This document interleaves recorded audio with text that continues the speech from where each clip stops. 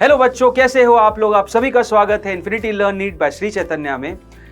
आज लेकर आया हूं मैं आप सभी के सामने फ्रिक्शन का भाई रियल पिक्चर। फ्रिक्शन इतना इंपॉर्टेंट टॉपिक है जिससे रिलेटेड हमेशा एक ना एक सवाल आ ही जाता है। एनएलएम से क्वेश्चन आए और फ्रिक्शन से ना आए, ऐसा हो नहीं सकता।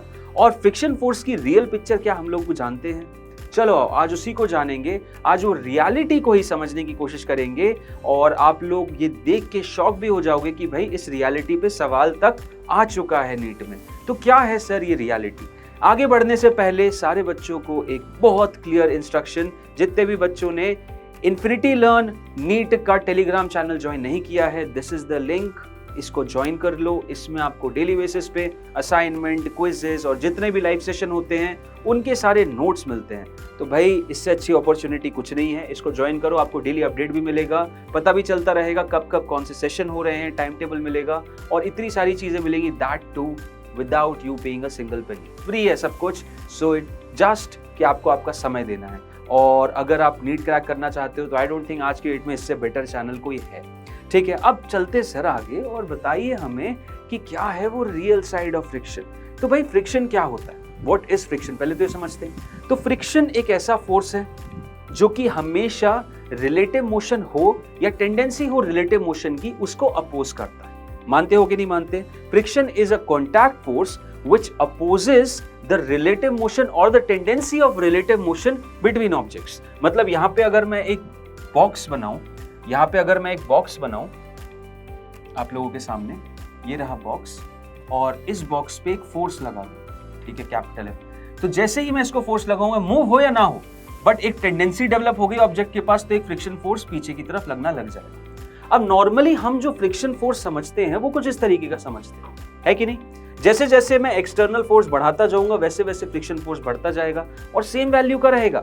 मतलब जितनी वैल्यू मेरी एक्सटर्नल फोर्स की है यहाँ पे, उतनी सेम वैल्यू फ्रिक्शन फोर्स की भी रहती है, यानी इन दोनों के बीच का एंगल 45 डिग्री रहता है। लेकिन कब तक? एक पर्टिकुलर लिमिट तक, मतलब यहाँ तक। इस लिमिट को क्या कहा जाता है? इस लिमिट को कहा जाता है लिमिटिंग फ्रिक्शन फोर्स। क्या कहते हैं हम इसको? इसको हम कहते हैं limiting friction force. Limiting friction force वो मैक्सिमम वैल्यू फ्रिक्शन फोर्स है जो कि सरफेस लगा सकता है। उसके बियॉन्ड अगर एक्सटर्नल फोर्स लगता है तो भाई उतनी मैक्सिमम लिमिट ही लगती है और उसके बाद काइनेटिक फ्रिक्शन कहलाने लगता है जो भी फ्रिक्शन फोर्स रहता है, क्योंकि ऑब्जेक्ट काइनेटिक स्टेट में आ जाता है।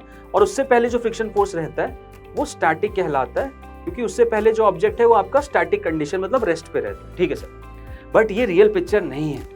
यही तो बात है, रियल पिक्चर नहीं है। रियलिटी में फ्रिक्शन ऐसे नहीं लगता। रियलिटी में फ्रिक्शन का जो कर्व है वो कुछ इस तरीके का होता है। आप देखोगे कि इनिशियली तो वो सारी चीजें सेम है, एंगल 45 डिग्री होगा, जितना अमाउंट ऑफ एक्सटर्नल फोर्स लगेगा उतना ही लगेगा, लेकिन यहाँ टॉप मोस्ट तक वही का वही जाता है, सेम कर्व जा रहा है। लेकिन इसके बाद क्या होता है, ये मैक्सिमम वैल्यू कहलाती है फ्रिक्शन फोर्स की। इसे क्या कहते हैं? वो maximum value of friction force जो कि सरफेस उस ऑब्जेक्ट पे लगा देगा जब तक कि ऑब्जेक्ट मूव ना हो। ठीक है, और इसको यहाँ पे स्टैटिक फ्रिक्शन फोर्स की मैक्सिमम वैल्यू कहा जाता है। क्या कहते हैं इसको? इसको कहते हैं स्टैटिक फ्रिक्शन फोर्स का मैक्सिमम वैल्यू। मैक्सिमम क्यों? क्योंकि ये स्टैटिक, अभी तक ऑब्जेक्ट स्टैटिक कंडीशन में ही है और ये मैक्सिमम है। इसके बाद जैसे ही ऑब्जेक्ट मोशन में आ जाता है तो यही फोर्स नहीं लगाता सरफेस, इससे थोड़ा सा कम लगाता है और दैट्स द रीजन एक किंक आ जाता है ग्राफ में, जैसा कि आप देख सकते हैं एक किंक आ जाता है ग्राफ में। और अब जो फ्रिक्शन फोर्स सरफेस लगाता है, इसको कहा जाता है काइनेटिक फ्रिक्शन फोर्स। इसको क्या कहते हैं हम? इसको कहते हैं काइनेटिक फ्रिक्शन फोर्स। और ये सरफेस पे ये सरफेस किस पे लगाता है? ऑब्जेक्ट पे लगाता है। तो आप ये समझने की कोशिश करो कि यहाँ पे मैक्सिमम ही लगा रहा था जब ऑब्जेक्ट मूव कर रहा था, बट यहाँ पे जब ऑब्जेक्ट मोशन में आ गया तब वो जो Fk लग रहा है वो Fs मैक्स से छोटा होता है। तो रियलिटी में क्या होता है कि स्टैटिक फ्रिक्शन फोर्स की जो मैक्सिमम वैल्यू है, जिसको आप लिमिटिंग फ्रिक्शन फोर्स भी कहते हो, यहाँ पे वही कहोगे कि यार यहाँ पे देखो जो स्टैटिक फ्रिक्शन फोर्स की मैक्सिमम वैल्यू है वो किसके बराबर है? वो यहाँ पे Fk के बराबर है कि नहीं? और इससे मैं क्या ले सकता हूँ कि Fs की मैक्सिमम वैल्यू हो जाएगी स्टैटिक फ्रिक्शन फोर्स का coefficient into normal will be equal to kinetic friction force का coefficient into normal. Normal cancel, यानी कि न्यू एस की वैल्यू हो जाएगी न्यू के बराबर। ठीक है, ये कह सकता हूँ इस केस में। लेकिन जैसे ही मैं इधर आ जाता हूँ, यहाँ पे क्या होता है? Fs मैक्स बड़ा होता है Fk से, यानी कि न्यू एस इंटू नॉर्मल बड़ा होता है न्यू के इंटू नॉर्मल से।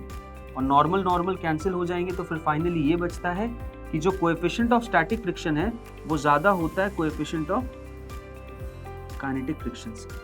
स्टैटिक फ्रिक्शन का कोएफिशिएंट काइनेटिक फ्रिक्शन के कोएफिशिएंट से हमेशा ज्यादा होता है। यही रियलिटी है, this is the real picture. ये रियलिटी में एग्जिस्ट करता है ये कर्व, और ये इन बुक्स नॉर्मल मैक्सिमम क्वेश्चन आपको इसी में मिलते हैं, इसमें नहीं मिलते। लेकिन वहीं आपके सामने फिर ये क्वेश्चन आ जाता है नीट का। ये नीट का क्वेश्चन आ जाता है, नीट में पूछा गया क्वेश्चन है, जिसमें आप क्लियर कट देख सकते हो कि यहाँ पे वो पूछ रहा है कि कोएफिशिएंट ऑफ स्टैटिक और काइनेटिक फ्रिक्शन क्या है, और यहाँ पे आपको बताना है कि कौन सा सही आंसर है।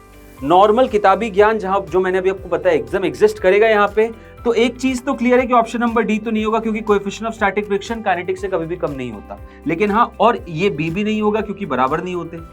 ए और सी में से ऑप्शन हो सकता है, ए सी में से आपको देखना है, हालांकि बी भी हो सकता है, तो आपको चेक करना पड़ेगा, क्या पता दोनों सेम ही हो। बट मेन पॉइंट ये है कि इस कॉन्सेप्ट से रिलेटेड ही ये क्वेश्चन है, और इस कॉन्सेप्ट से रिलेटेड ही आपको ये क्वेश्चन सॉल्व भी करना है, और मुझे कमेंट में बताना है इसका करेक्ट आंसर क्या होगा। सही करेक्ट जो आंसर होगा वो अपने पर्सनल आईडी से कमेंट बैक करूंगा कि yes that's the correct answer. तो इस क्वेश्चन को सॉल्व करो, बहुत ही अच्छा सवाल है, और बताओ मुझे what is the correct answer. ठीक है, तो इसी के साथ आज के सेशन को क्लोज करेंगे। आई सपोज आपको रियल पिक्चर ऑफ फ्रिक्शन समझ में आ गया होगा, और जिन जिन बच्चों को अगर यार नीट क्रैक करना है, आप अपने घर पे बैठे भी कर सकते हो, आपको कोई बैच ज्वाइन करने की जरूरत नहीं है। What you just need to do is आपको इन्फिनिटी लर्न के नीट चैनल से सब्सक्राइब हो जाना है। यहाँ पे लाइव सेशंस डेली होते हैं, और साथ ही साथ टेलीग्राम चैनल को ज्वाइन कर लेना। और अगर ये वीडियो पसंद आए तो प्लीज इसको लाइक शेयर और सब्सक्राइब कर देना। Trust me, it means a lot to us. इसी के साथ आई विल साइन ऑफ, मिलते हैं अगले वीडियो में। Till then thank you and bye bye all of you.